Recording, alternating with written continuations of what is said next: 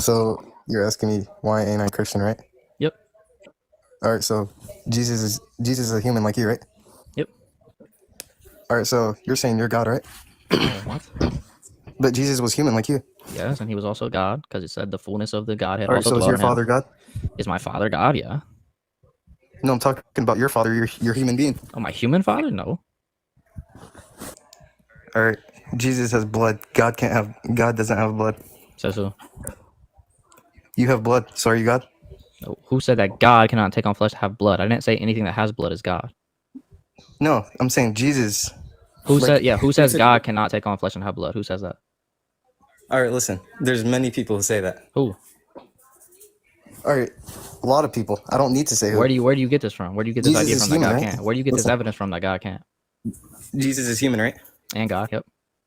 Yeah. So you're God too, then, right?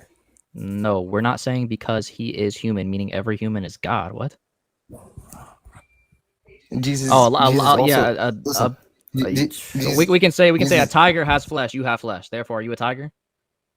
But I'm not believing what you're believing. Bro, this is just terrible logic and argumentation. We don't believe because he has flesh, therefore everything that has flesh is God. Also, Jesus died. God can't die.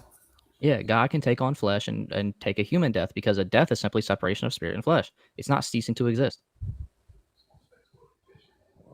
So you have the wrong idea of what death even is. I can't hear you when you're off the screen. Hello? Well, I guess he left. All right. Next.